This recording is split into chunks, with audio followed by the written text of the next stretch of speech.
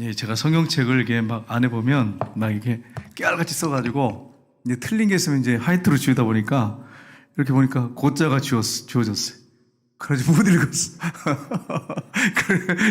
이런 일이 벌어질 수 있어요. 그러니까 여러분, 흠 잡지 말고, 제 성경에는 고자가 빠져있네 보니까. 저기는 아까 보니까 있고요. 그래서, 목사님이 왜 고자를 빼먹었지? 이렇게, 그렇게 생각하지 마시고, 다 이유가 있구나. 이렇게 생각하시면 돼요. 자, 우리 한번 말씀을, 보기 전에, 우리 인생의 중요한 질문을 우리가 한번 살펴봤으면 좋겠습니다. 이 질문은 꼭 우리가 해봐야겠죠. 어떤 질문이냐? 보겠습니다. 첫 번째 우리 한번 읽어보겠습니다. 나는 어디서 왔는가? 아멘. 나는 어디서 왔는가? 이런 질문을 하면 안 믿는 사람들 대답할 수 있을까요? 없을까요?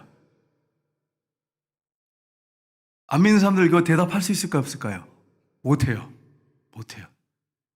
기껏 해봤자 철학책 배운 사람들, 철학 공부하는 사람들은 불에서 왔습니다. 뭐 물에서 왔습니다. 뭐 진화론을 요즘에 신봉하잖아요. 네, 이게 완전히 종교죠, 종교. 네. 아메바에서 시작됐습니다. 그래서 우리 조상은 원숭이입니다.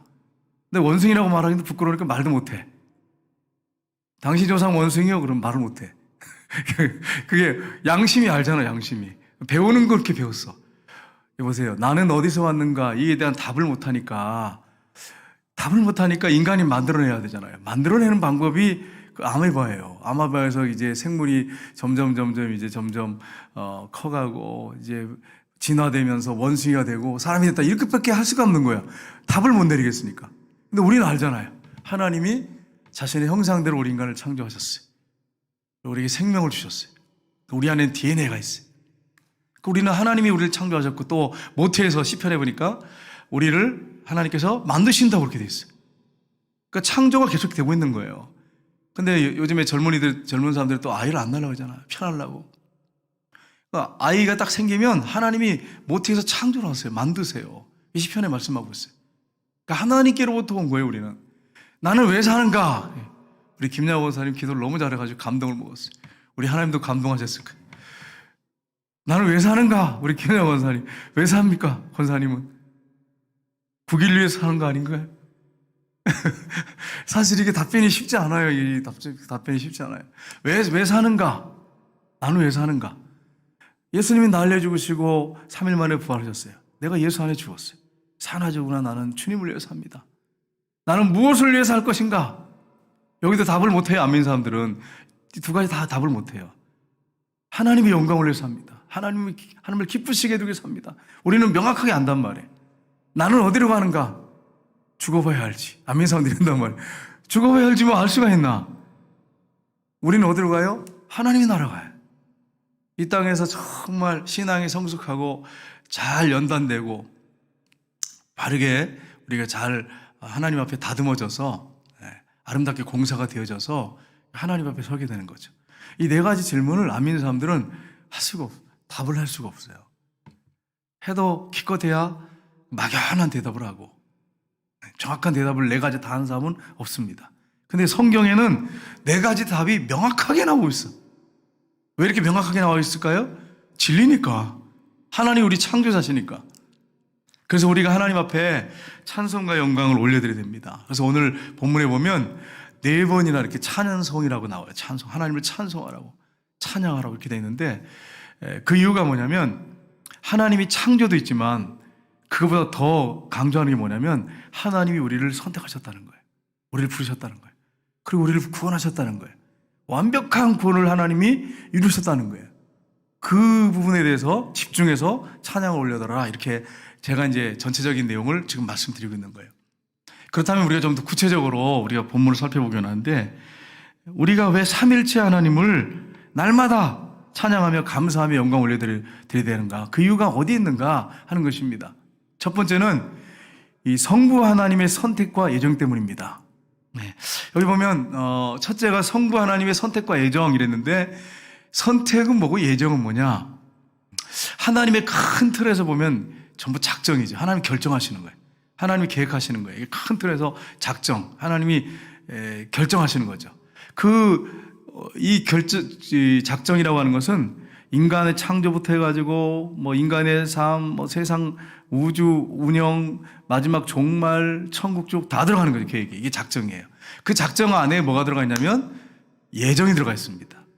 예정 안에 뭐가 있냐? 선택과 유기가 들어가 있어요. 선택은 뭐냐? 우리를 하나님이 창세전에 선택을 하셨어요. 그리스도 안에서. 그리고 선택한 사람이 있는가 하면 선택 안 된 사람은 어떻게 되는 거예요? 버림받는 거죠. 유기된 사람이 있어요. 그래서 오늘 본문이 그걸 말씀을 하고 있어요. 우리 하나님 아버지께서 우리를 선택하셨대요. 예정 안에 선택이 들어간 거죠. 유기하고 선택이 들어가니까 같은 말이지만 선택과 예정 때문입니다. 우리를 예정하셨다는 거예요. 그리스도 안에서 예정하셨다는 거예요. 그 예정 안에 우리를 선택하셨다는 거죠. 안 믿는 사람들은 버림받은 거예요. 어떻게 보면. 물론 우리가 알 수가 없어요. 안 믿는 사람들 중에서도 우리가 전도하고 기도하는 가운데 복음을 전하면 그들이 돌아오기 때문에 몰라 우리는. 하나님만 아시는 거죠. 그래서 열심히 우리가 전도해야 되는 거예요. 여러분 우리의 구원은 인간의 노력, 우리의 노력이나 우리의 열심이나 우리의 공로 때문이 전혀 아닙니다. 0.01%도 우리의 노력이나 공로로 구원받지 못합니다. 그걸 여러분 명확하게 하셔야 돼요. 우리에게서 구원이 나올 수가 없어요. 여러분 가만히 한번 생각해 보세요. 우리가 예수님을 믿고 구원받았는데 우리의 삶을 한번 다 돌아보면서 내 자신을 가만히 생각해 보면 여러분 노력으로 가지고 구원받을 수 있다고 생각하세요? 내 자격이 안 돼. 나는 죽었다 깨어나도 나는 구원받을 사람이 아니야. 여러분 양심이 여러분 아시잖아요. 저도 목사지만 내 양심이 안다니까. 나는 내 노력으로 내 공로로 열심으로 구원받을 사람이 못 되는구나.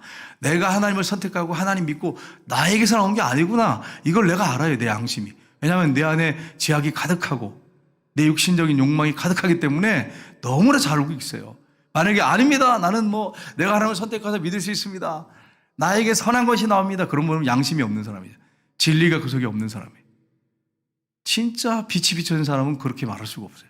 양심이 있는데 그렇게 말할 수가 없는 거죠. 여러분 그래서 오늘 찬송하리로다 그러면서 사도 바울이 뭐라고 합니까? 오늘 말씀해 보면 3절에 이렇게 말씀하세요. 찬송하리로다. 하나님 곧 우리 주 예수 그리스도의 아버지께서 그리스도 안에서 하늘에 속한 모든 신령한 복을 우리에게 주시되 그리스도 안에서 신령한 복을 우리에게 주시려고 그럼 뭘 하셨느냐? 우리 4절 5절 볼까요? 한번 보겠습니다. 4절 5절 같이 읽겠습니다. 곧 창세전에 그리스도 안에서 우리를 택하사 우리로 사랑 안에서 그 앞에 거룩하고 흠이 없게 하시려고 그 기쁘신 뜻대로 우리를 예정하사 예수 그리스도로 말미암아 자기의 아들들이 되게 하셨으니 아멘. 여기 지금 우리를 택하사 이렇게 돼 있죠. 그 다음에 5절에는 예정하사. 제가 말씀드렸죠. 예정 안에는 선택과 선택 있고 유기가 있다 그랬죠. 말씀드렸죠. 그게 같은 말이에요, 사실. 그런데 이제 우리가 좀 이제 여기서는 넓게도 보고 또 우리를 선택하셨으니까 좀 좁게도 우리를 보면서 말씀을 봐야겠죠. 그리스도 안에서 우리를 창세전에 선택하셨대요. 여기서 창세는 언제일까요? 하나님이 세상을 창조하실 때 창조를 말할까요? 그 이전이에요. 세상을 창조하기 전에, 인간을 창조하기 전에 하나님은 지혜가 무궁무하시기 때문에 모든 걸 다 하시는 분이기 때문에 이미 계획을 다 세우시고 누가 태어날지도 다 알고 계시고 하나님은 처음과 끝을 다 보고 계시고 하나님에게는 시간이 없어요. 시간이.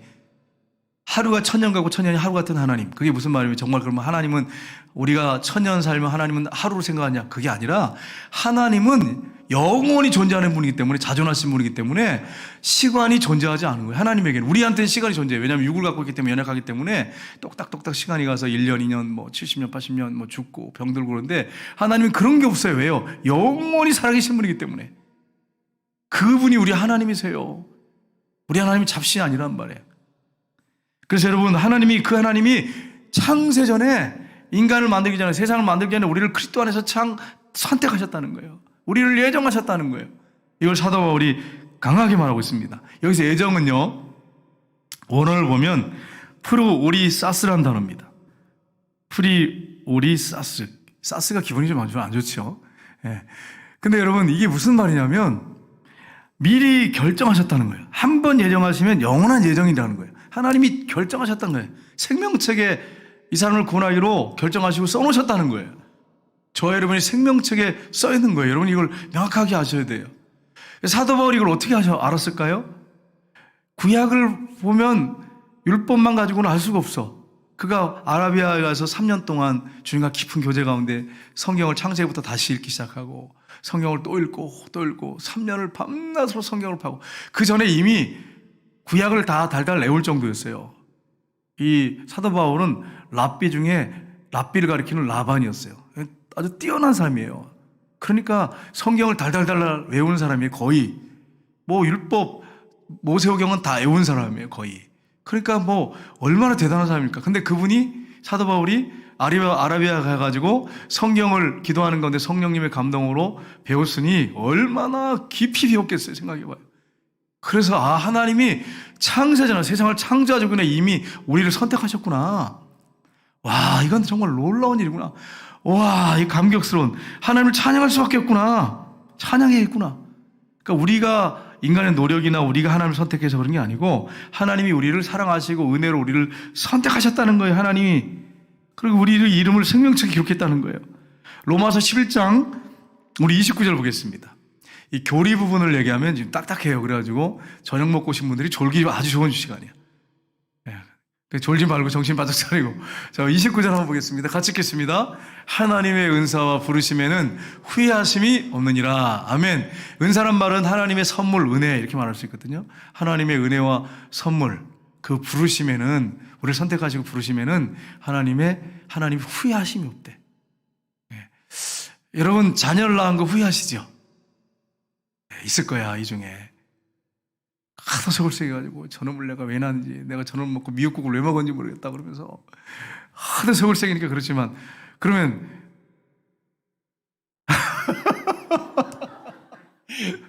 그럴 수 있단 말이에요. 하도 속을 새기고 말 안 듣고 교회 나오는데 교회도 안 나오고 그러면은 아우 저런 놈을 내가 왜 낳았는지 모르겠다 그러면서 얼마나 화가 나겠어요. 그렇다고 그 자식 그냥 없는 걸로 쳐버릴 수 있어요? 그럴 수는 없단 말이에요. 사랑해가지고 사랑이 뭔지 그냥. 네. 근데 우리 하나님은 그러신 분이 아니에요. 하나님은 선택하시고 물론 우리 때문에 기뻐하시기도 하지만 우리가 범죄하고 잘못된 길을 가면 가슴 아파하시고 우리 예수님 우시지요. 그러지만 우리의 선택함에 대해서 부르심에 대해서 후회하시지 않는다는 거예요. 우리 하나님이 그러신 분이에요. 얼마나 감사해요. 그러니까 그 한량없는 은혜, 그 은혜를 찬양하며 영광 올려드린다고 지금 오늘 사도 바울이 강력하게 우리에게 말씀하고 있습니다. 그래서 우리가 하나님께 찬양 올려드려야 돼요. 나 같은 게 뭔데?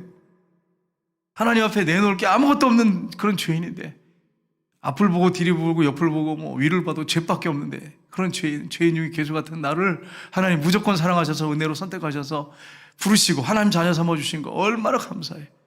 그래서 우리가 날마다 하나님 앞에 감사와 찬송을 올려드려야 되는 것입니다.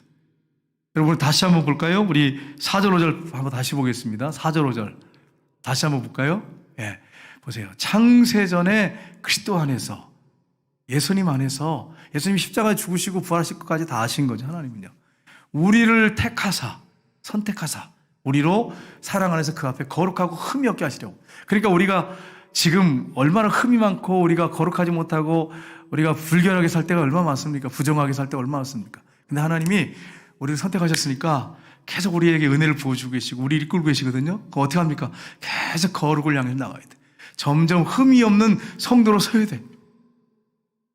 예수 믿고 20년, 30년, 50년 됐는데 똑같아 변화되지도 않아. 그러면 안 되는 거예요. 그러면 안 되는 거야. 거룩하고 흠이 없는 사람이 되도록 우리를 부르신 거예요.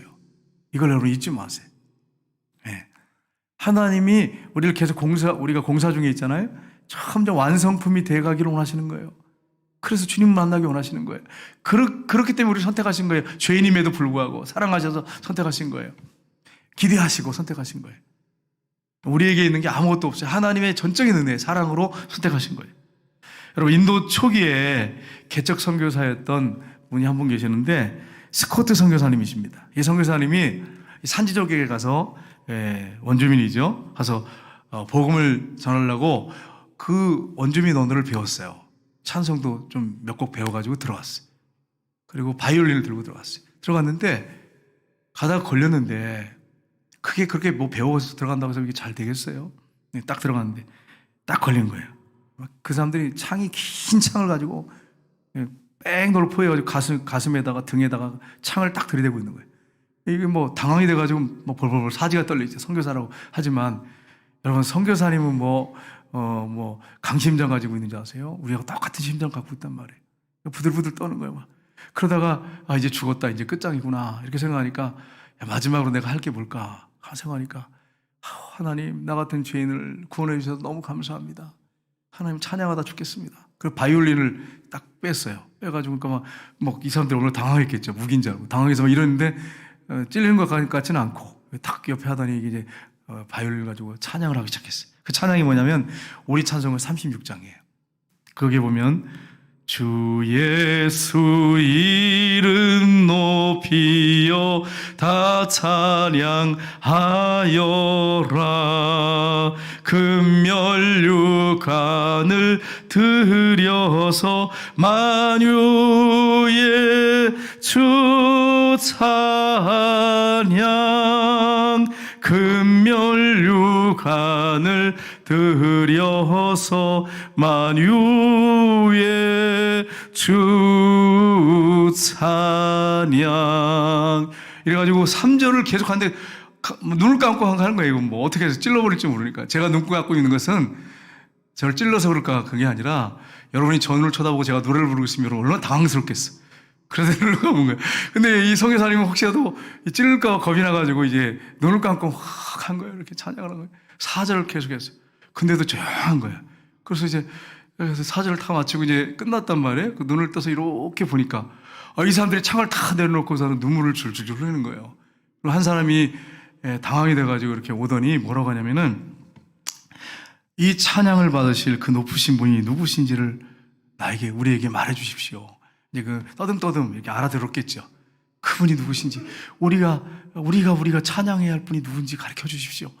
이렇게 하더래요. 그래가지고 거기 원주민들이 있는 이제 집에 가가지고 그들하고 살면서 예수님을 전하고 그 원주민들 그 동네 사람들을 다 복음화시키는 역사가 있었다는 거예요. 이 스코트 선교사님 그 일대기에 이런 일이 있었어요. 여러분, 이분이 마지막 숨을 거두는 순간에 할 게 뭐가 있어요? 하나님은 찬양하는 것밖에 없는데 이제 마지막이구나. 네. 근데 여러분 그렇게 안 하시는 분도 혹시 계실 수 있어요. 인간이기 때문에. 선교사님 중에 살려주세요. 제발 살려주세요. 인간이기 때문에 그럴 수 있단 말이에요. 그리고 나중에 그러다가 이분이 이제 회개하고 또 하나님께 크게 쓰인 분들도 있잖아요. 예수님의 제자들처럼. 그러니까 우리가 정죄하고 비난해서는 안 되겠죠. 그러니까 여러분 그런 역사가 있었어요. 그러니까 이분이 왜 그렇게 했어요? 하나님이 나 같은 죄인을 구원하신 그 은혜가 너무 감사한 거예요. 나 같은 거를 이렇게 선교제 불러가지고 선교하게 하시고 이제 마지막 내가 임종하게 되는데 마지막 하시는 것은 하나님을 찬양하는 것밖에 없는 거예요. 그렇게 찬양하는 것이 이것이 하나님을 감동시키고 성령께서 거기 있는 이 원주민들을 감동시켜가지고 예수 믿게 하는 역사가 일어났어요. 그리고 우리가 날마다 나 같은 죄인을 구원하신 그 하나님을 찬양하고 감사하며 영광 올려드리는 삶을 살아야 됩니다. 그렇게 사시기를 주님의 이름으로 축복합니다. 두 번째는 성자 예수 그리스도의 구속 때문입니다. 이 속량이라고도 하고 구속이라고 같은 말이에요. 단어가 같은 거예요. 그래서 여러분 빌립보서 2장 5절부터 11절을 보시면 이렇게 되어 있습니다. 같이 한번 읽겠습니다. 너희 안에 이 마음을 품으라. 곧 그리스도 예수의 마음이니 그는 근본 하나님의 본체시나 하나님과 동등됨을 취할 것으로 여기지 아니하시고 오히려 자기를 비워 종의 형체를 가지사 사람들과 같이 되셨고 사람의 모양으로 나타나서 자기를 낮추시고 죽기까지 복종하셨으니 그 십자가의 죽으심이라.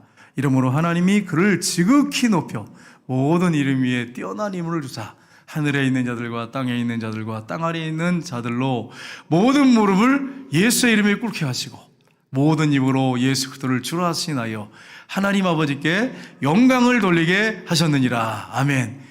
여러분 한번 앞절 5절 볼까요? 5절 다시 한번 보여줄래요? 집사님 앞부분에 5절 너희 안에 이 마음을 품으라. 그 그리스도 예수의 마음이니 그러면서 그가 누구라고요? 근본 하나님의 본체시나. 이게 무슨 말이에요? 그분 하나님이시다는 거예요. 예수님은 하나님이세요. 삼위일체 하나님 본체세요. 하나님이세요. 하나님과 동등됨을 취할 것으로 여기지 아니하셨단 말은 포기했다는 얘기가 아니라 동등됨을 그 자리를 내려놓고 오셨다는 거예요. 포기하지 않으셨죠. 십자가 죽으시고 부활하고 승천하신 다음에 이제 그 보좌에 앉으셨어요. 내려놓으시고 오신 거예요. 그 자리를, 그 귀한 영광스러운 자리를 와서 동등됨을 취할 것으로 여기지 아니하시다고. 그래서 인간의 모습을 입고 오셔서 저 여러분을 위해서 십자가에 못 박혀 피 흘려 죽으셔서 우리를 구속하셨어요. 속량하셨어요. 이 구속이라고 하는 단어, 속량이라고 하는 단어 같은 말이라고 그랬죠. 이게 원어를 보면 아폴로투루신이라는 단어인데, 이 노예 시장에서 노예가 이렇게 있잖아요. 그럼 여기 이제 전부 목에다가 이 노예가 얼마라고 값이 써 있어요. 쭉 서 있어요. 그러면 와가지고 눈도 이렇게 뒤집어 보고, 이게 치아도 이렇게 검사해 보고, 건강한가 치아가.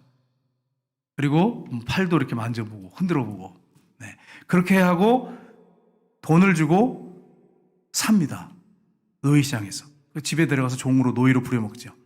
근데 하나님께서 우리가 과거에 사단의 종이고 죄의 종이었는데 예수님이 십자가에 피 흘려 죽으심으로 그 피값으로 우리를 사셨다는 거예요. 사서 우리를 자유케 하셨고, 자유를 준 게뿐 아니라 하나님의 아들, 딸로 삼으셨다는 거예요. 이게 속량이라는 단어예요. 풀어만 줬다는 게 아니에요. 우리를 종인데, 노예인데, 죄의 종인데, 마귀의 자녀였던데, 마귀의 노예였는데 우리를 하나님의 아들, 딸 삼으셨다는 거예요. 이게 속량이란 단어예요. 구속이란 단어예요. 얼마나 하나님의 사랑과 은혜가 큽니까? 그래서 에베소서 1장 7절을 보세요. 뭐라고 되어 있습니까? 한번 보겠습니다. 같이 읽겠습니다. 우리는 그리스도 안에서 그의 은혜의 풍성함을 따라 그의 피로 말미암아 속량 곧 죄사함을 받았느니라. 아멘. 우리가 예수님 안에서, 그리스도 안에서 그의 은혜의 풍성함을 따라, 하나님의 은혜는 쫄쫄쫄 흘리는 막 억지로 막 구원받는 이런 게 아니에요. 그 은혜의 풍성함을 따라 그의 피로 말미암아 속량 곧 죄사함을 받았느니라. 저 여러분이 이런 엄청난 속량함, 구속함을 받았어요. 얼마나 감사합니까, 여러분? 날마다 찬양해도 부족하죠. 구약에 이스라엘 백성들이 제사를 드리잖아요. 짐승의 제사를 드리죠. 양이나 소나 비둘기나 이렇게 잡아서 제사를 지내요. 왜 제사를 드리죠? 왜 제사를 지냅니까? 자신의 죄를 용서받기 위해서, 하나님과 화목하기 위해서 제사를 지내잖아요. 날마다 제사를 지냈어요. 반복적으로. 그래서 6월절 같은 경우에 또 아니면 여러분 그 이제 절기가 있단 말이에요. 3대 절기, 맥추절 같은 경우에, 그 또 장막절 같은 경우에, 이런 때는 이제 유대인들이 다 모이거든요. 예루살렘에 모이는데, 특별히 6월절 같은 경우에는 그 피가 하도 많이 짐승을 잡아서 죽이기 때문에 그 이스라엘에 딱 가면 피비린내가 난대. 여러분, 피비린내 좋습니까? 피비린내 나면 여러분 음식 먹을 수 있겠어요? 못 먹잖아요. 저도 어떤 집에 가서 음식을 먹는데 비린내가 확 나는데 못 먹겠어요. 피비린내가 나대. 가면 냄새가 나대. 그렇게 많이 잡으니까 피가 막 흘러내리는데, 잡으니까 동물 얼마나 많이 잡겠어요. 그러니까 막 피가 흘러내리죠. 이렇게 조금만 어떤 그런 그 수로에. 그러면 냄새가 얼마나 지독하겠어요. 생각해 보세요. 왜 그렇게 했어요? 왜 그렇게 했어요? 앞으로 메시아신 예수님이 우리를 위해서 그렇게 피 흘려 죽으실 것을 보여주는 거예요. 근데 그 짐승의 피가 우리를 죄를 용서하는 게 아니라, 앞으로 메시아가 와서 피를 그렇게 흘려 죽으실 텐데 그걸 너희들 기억해야 된다는 거죠. 영원한 속죄를 이루실 분이라는 거죠. 그래서 여러분 히브리서에 보면 뭐라고 되어 있습니까? 잘 이렇게 말씀하고 있죠. 7장 27절에 보면 같이 읽겠습니다. 그는 저 제사장들이 먼저 자기 죄를 위하고 다음에 백성들의 죄를 위하여 날마다 제사를 드리는 것 같이 할 필요가 없으니 이는 그가 단번에 자기를 드려 이루셨습니다. 아멘. 대제사장들은 뭐 했냐면, 여러분 우리가 생각할 때 대제사장이나 제사장들 보면 얼마나 그냥 탁 머리에 금띠를 두르고, 대제사장 같은 경우에 여호와께 성결 이래가지고 막 얼마나 근사한 옷을 입고, 제사장들도 흰 옷을 입고, 그리고 일하니까 보기에 좋게 보이죠. 근데 작업복이에요. 6월절이나 이런 어떤 죄 만진 사람들이 올 때는 어떻게 작업복이야. 이건 피가 막 몸에 튀는 거죠. 막 온몸이 피투성일 때도 있어요. 작업복이에요. 근데 보세요. 날마다 그 제사를 지내는데 자기가 죄인이니까 자기가 먼저 드려야 돼. 하나님 앞에. 그리고 또 백성들의 죄를 또 위해서 짐승을 또 드린단 말이에요. 근데 예수님은요, 단번에 한 번의 십자가에서 구속을 이뤘다는 거예요. 자기 몸으로.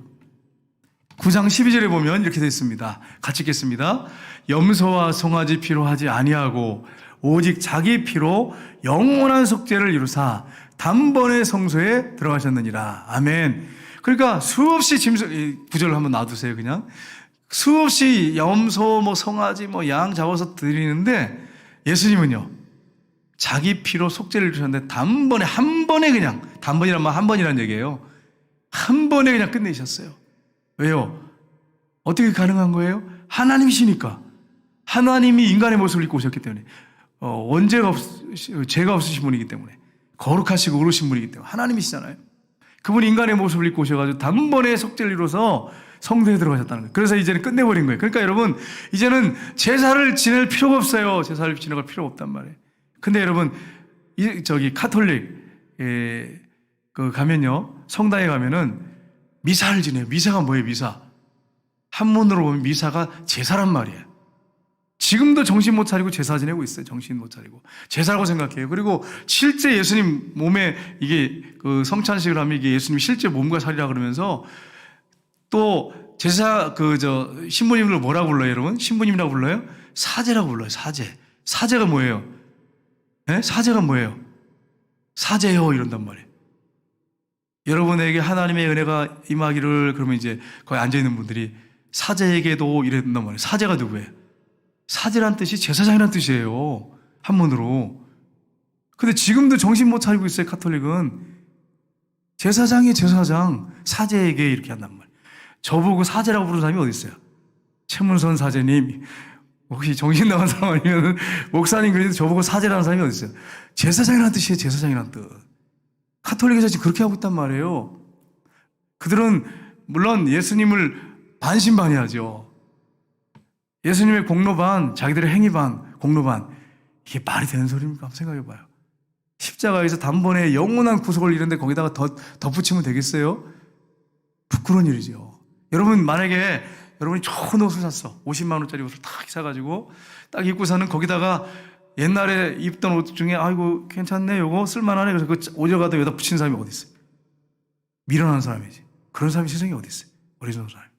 십자가에서 완전히 그냥 단번에 영원히 끝내버리셨는데 거기다가 우리의 행위를 갖다 덧붙여가지고 구원받으려고 하니 얼마나 어리석습니까? 그래서 카톨릭 다니신 분들, 여러분 몰라요? 진짜 아무것도 몰라. 여러분 물어보시면 알아요.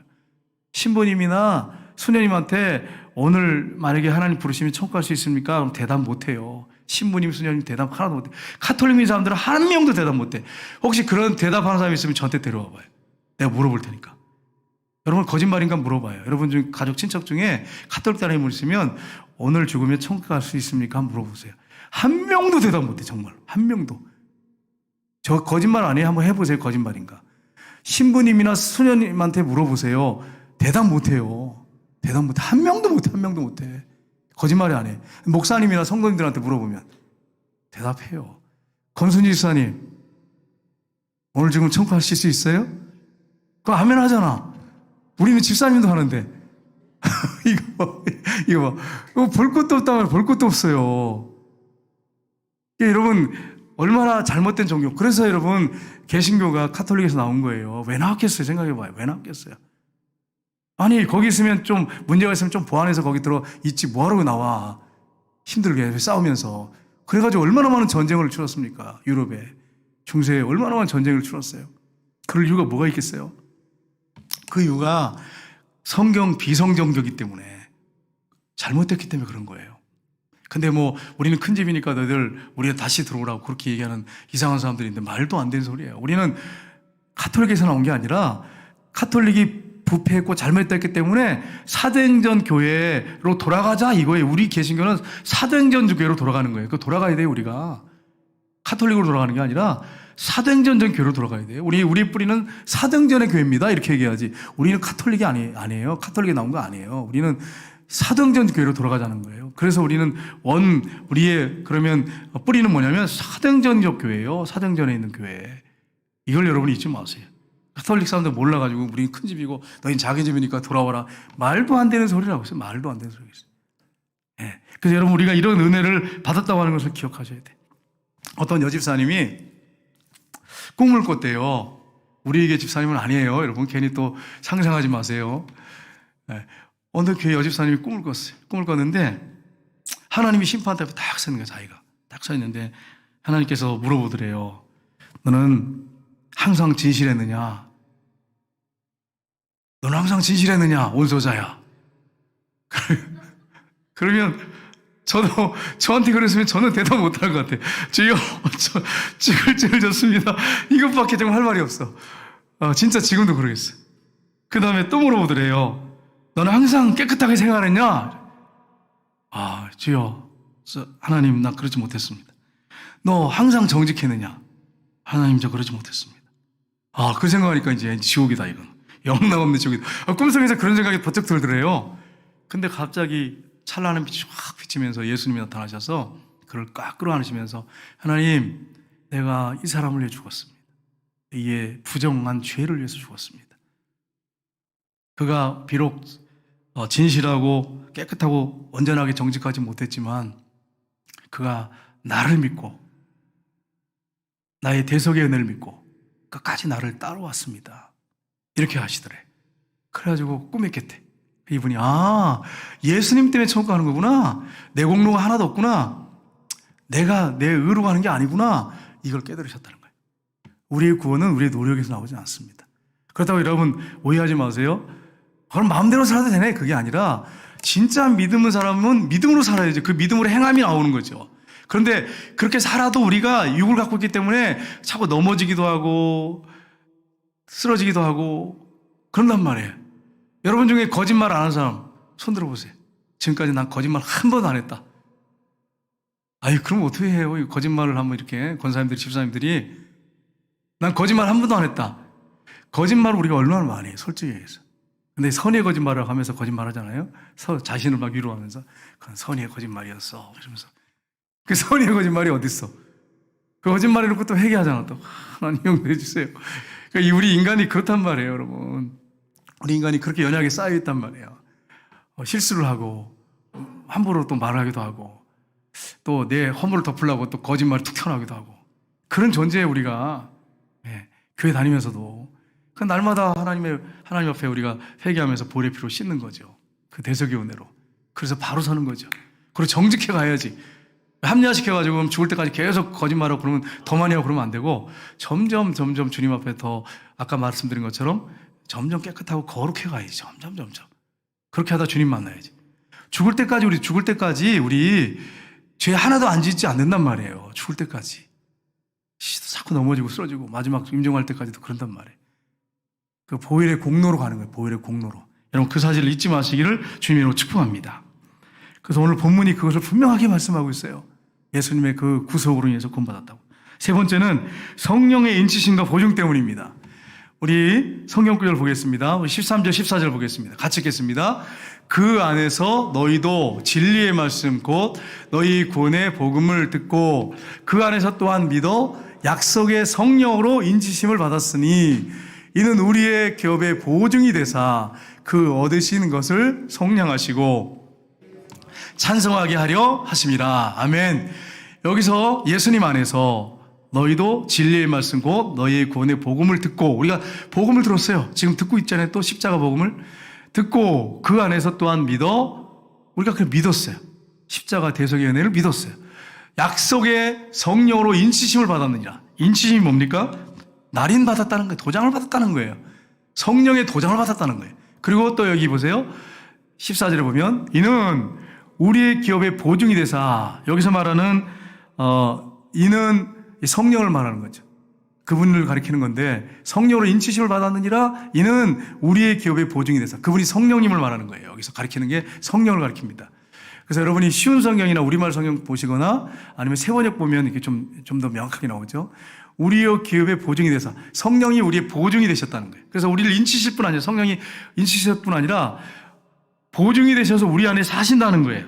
담보물이 되셨다는 거예요. 보증금이 되셨다는 거예요. 쉽게 말하면. 여러분 집을 살 때 보증금을 딱 걸잖아요. 그러면 어떻습니까? 예를 들어서 이제 집 들어가서 이제 투클라스를 사게 됐어요. 3억을 주고 예를 들어서 사게 됐단 말이에요. 그러면 이제 몇 천만 원을 보증금을 딱 걸면 어떻습니까? 이제 잔금 치르면 되겠구나. 이렇게 하면 된단 말이에요. 1억을 주고 또 나머지 2억을 주면 되고. 그것처럼 성령을 우리에게 주셔서 이 담보물처럼 보증금처럼 그렇게 우리를 하나님 백성으로 우리를 삼으셔서 지금도 우리를 이끌고 인도하고 계신다는 거예요. 인치시고 성령으로 인치시고 보증을 성령이 우리 안에 들어와 사시는 거예요. 보증금이 되셨어요. 보증이 되셨어요. 여러분 얼마나 감사합니까? 성령이 우리 안에 들어와 사시는 거 날마다 감사하고 찬송하고 영광 올려드려야 돼요. 그래서 고린도후서 1장 20절에는 요 구절을 명확하게 말하고 있죠. 같이 읽겠습니다. 그가 또한 우리에게 인치시고 성령이에요. 보증으로 우리의 마음에 성령을 주셨느니라. 아멘. 성령으로 인치시고 성령의 보증을 우리에게 우리 마음에 주셨다는 거예요. 여기 명확하게 말씀을 하고 있죠. 여러분 안에 성령이 계시잖아요. 성령이 계신 사람의 특징이 하나 있어요. 여러분 우리 안에 성령이 계신데 어떻게 할 수 있죠? 성령이 계시는 거 어떻게 할 수 있지요? 어떻게 성령이 우리 안에 계신 거 알 수 있어요? 눈에 안 보이는데? 원수정 원사님 성령이 계시는 거 어떻게 하시죠? 네? 말씀이 떠올라. 천옥강 원사님. 예? 예. 예. 마스크를 써가지고 답이 맞는 것 같은데, 다 들리진 않지만, 아무튼, 성령이 우리 안에 계신 증거가 있어요. 성경 구절 한번 볼까요? 로마서 8장 15절. 로마서 8장 15절 같이 읽겠습니다. 너희는 다시 무서워하는 종의 영을 받지 아니하고 양자의 영을 받았으므로 우리가 아빠 아버지라 부르짖느니라. 아멘. 김재기 원사님 하나님을 아버님이라 부르세요? 아빠라 부르시죠. 아버지라 부르시죠. 아버지. 예. 하나님을 아버지라고 예수 믿는 사람들이 부르는데 그게 그냥 나오는 소리가 아니고 성령이 우리 안에서 아버지라고 부르게 한다는 거예요. 아빠 아버지라고 부르게 한다는 거예요. 그래서 여러분 또 있죠. 갈라디아서 4장 6절 보세요. 같이 읽겠습니다. 너희가 아들이므로 하나님이 그 아들의 영을 우리 마음의 가운데 보내사 아빠 아버지라 부르게 하셨느니라. 아멘. 여러분 우리가 하나님을 부를 때 아버지 아버지 아빠 아버지 이렇게 부르면서 기도하는 이유가 뭐예요? 성령이 그렇게 알려주신 거예요. 성령이 우리 안에 계시기 때문에 그게 가능한 거예요. 성령이 계시지 않으면 어떻게 하나님을 아버지라 아빠 부르겠어요? 또 예수님을 주님이라고 부르는 것도 성령이 그렇게 하시는 거고, 죄가 생각나게 하는 거 우리 안에 누가 계시기 때문에 그게 가능한 거예요? 성령이 계시니까. 안 믿는 사람들은요 양심이 있어서 어떤 죄는 깨닫는데 어떤 죄는 우리가 볼 땐 죄인데 이 사람은 죄가 아니라 그래. 성령이 깨닫게 하셔요. 우리 안에서 하나님의 은혜가 얼마나 풍성한지 깨닫게 하세요. 이 성령이 우리 안에 계신 증거예요. 또 용서할 마음, 사랑의 마음을 미움이 막 올라오는데 이상하게 기도하는데 성령님이 마음에 그 사람을 사랑하고 용서하는 마음을 보죠. 누가 그렇게 하는 거예요? 내가 그러서가 아니에요. 성령님이 내 안에서 그렇게 하시는 거예요. 또 내 안에 근심하는 거, 여러 가지 근심하는 거 알려주세요. 그리고 기도케 하세요. 성령님이 그렇게 하시죠. 또 소원을 품고 기도하게 하세요. 누가 그렇게 하세요? 내 안에 계신 성령님이. 전도하고 싶은 마음을 생기게 하세요. 여러분 요즘 시대에 전도하고 싶어요? 힘들잖아요. 근데 성령님이 막 그래도 마스크 쓰고 전도하고 싶은 욕망이 막 끌어오르게 성령님이 그렇게 하시는 거예요. 우리 안에서. 또 기도케 하시고 또 말씀을 올 때 깨닫게 하시고 또 순간순간 성령님이 말씀을 생각나게 해주세요. 어떤 걸 고민하고 있는데 말씀이 갑자기 떠올라. 여러분이 기억력 좋아서 그런 게 아니에요. 여러분 핸드폰 들고 핸드폰 찾잖아요. 다 알고 있어요. 내가 모를 줄 알아요? 막 핸드폰 들고 핸드폰 찾고 어떤 분은 전화해가지고 야 핸드폰 잊어버렸다. 딸에게 핸드폰 좀 와서 찾아달라. 자기가 전화해가지고 실제 우리 기억력이 그렇단 말이에요. 근데 성령님이 우리 안에서 가르쳐 주신단 말이에요. 말씀이 딱 떠오르게 하셔요. 성경을 부지런히 읽으셔야 돼. 성령님이 어느 순간에 목사님 난 성경 읽어도 돼요? 기억도 안 나요 목사님. 그러니까 여러분 기도하시라고 했잖아요. 제가 성령님의 인도를 따라 기도하시고 성령님의 인도 따라서 보라고. 그러면 어느 순간에 연세가 드셔도 머리에 성령님이 딱 생각을 하신다니까요. 어느 순간에 가서. 그 다음에 성령님이 우리를 진리 가운데 인도해주고 이단에 빠지지 않게 하시고. 이봉미 전사님이 이제 목사님이 이제 되세요. 한 7년 정도 됐는데 공부를 하셔서 이제 목사님이 되시는데 안수를 이제 받게 되셨어요. 근데 그분이 신천지 가셨어요. 예전에. 아시죠? 갔는데 이게 성령이 안에 계시니까 저기 가짜라는 게 막 드러나니까 계속 손 들고 질문하니까 나중에는 오지 말라 그러더래. 다시 오지 말라고. 제발 오지 말라고. 그게 어떻게 가능하죠? 성령님이 그 안에서 저걸 가짜야, 저거 잘못된 거야. 그러니까 막 질문하게 하니까 당황이 돼가지고 오지 말라 그러더래요. 세상에.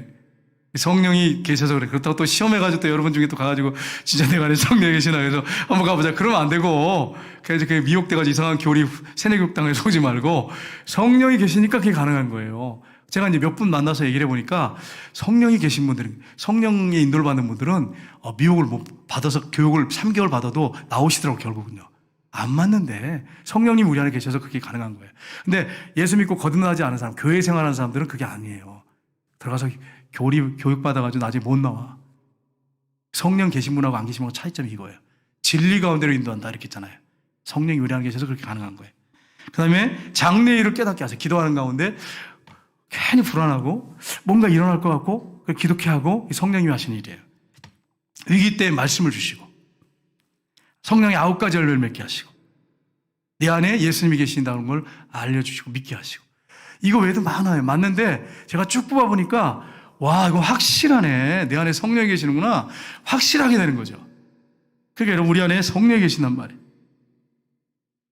강원도의 예수원에 지금은 이제 소천하셨는데 대천덕 신부님, 성공회 목사님이라고도 하고 성공회는 목사님이라고 부르고 신부도 부르라고 신부님이라고 부르고 합니다. 왜냐하면 성공회가 카톨릭과 개신교 중간에 이렇게 있었어요. 그래가지고 교리는 개신교야. 근데 예식은 카톨릭이야.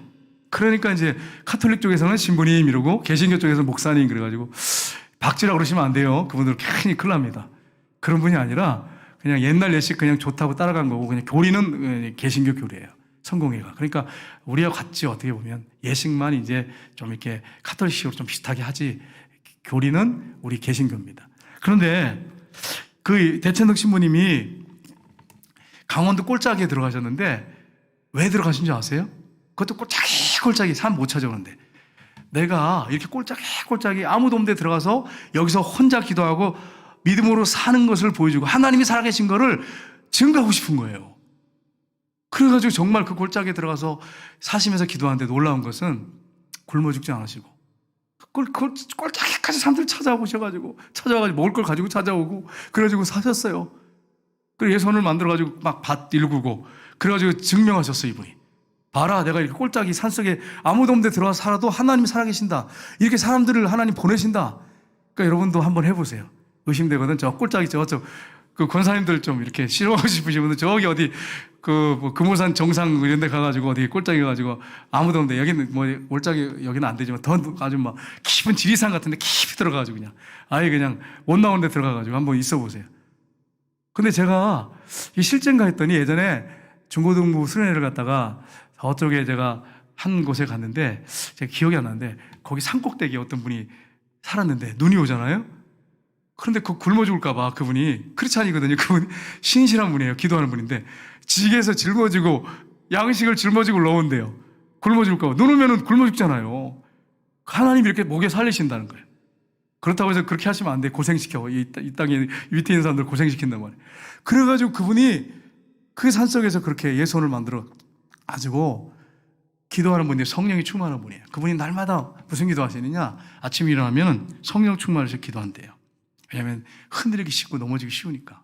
그리고 또 성령 충만하게 할 때 함부로 말하지 않게 해달라고. 그 이유가 뭡니까? 실언할까 봐. 또 다른 사람에게 상처를 줄까 봐 성령 충만하지 않으면 내가 말하지 않게 하십시오. 그분이 쓴 글이에요. 그 다음에 성령 충만하지 않을 때 제 인생에 중요한 결정을 하지 않게 해주십시오. 이 기도를 날마다 하셨대요. 왜냐하면 성령 충만하지 않다고 해서 결정하잖아요. 그럼 잘못된 결정을 하잖아요. 이렇게 늘 기도하면서 성령의 인도 따라서 대천덕 신부님이 사셨다는 것입니다. 여러분 오늘 본문에 보면 이 성부, 성자, 성령 하나님, 삼일체 하나님이 완전한 그 사역을 통해서 우리 같은 죄인을 구원하셨습니다. 이 은혜가 얼마나 풍성합니까? 그래서 4번이나 찬양하라고 영광 올려드리라고 3절, 6절, 12절, 14절에 말씀하고 있습니다. 우리가 날마다 하나님께 감사하며 찬양하겠습니다. 뿐만 아니라 왜 우리를 그렇게 부르셨어요? 선택하셔가지고 그 이유가 뭐예요? 거룩한 삶, 점점 성장하고 성숙해서 하나님이 기뻐하는 그런 하나님의 아들, 딸이 되도록 우리를 그렇게 부르셨다는 거예요. 그러니까 여러분 완성품이 아니에요. 저 여러분이 계속 거룩을 향해서 나가야 돼. 거룩을 향해서 성숙해 가야 돼. 그래서 나중에 주님 앞에 섰을 때, 야, 너 정말 아름답게 빚어졌구나, 만들어졌구나. 네가 정말 내가 원하는 그 수준에 도달했구나. 이렇게 인정을 받아야지. 너는 어쩌면 그렇게 형편없게 살았냐? 네 멋대로 살다 왔구나. 그러면 이제 불 가운데서 간신히 구원받는, 고린도전에 나오죠. 간신히 그냥 구원받는 삶이 될 수 있습니다. 우리의 구원은 그런 구원이 아니란 말이에요. 그래서 여러분, 이렇게 큰 은혜를 우리가 받았으니까 여러분, 풍성한 은혜 가운데 여러분이 신앙생활 하면서 하나님께 영광 돌리는 축복의 성도님들 다 되시기를 주님 이름으로 축복합니다. 기도하겠습니다. 하나님 아버지, 우리에게 주시는 은혜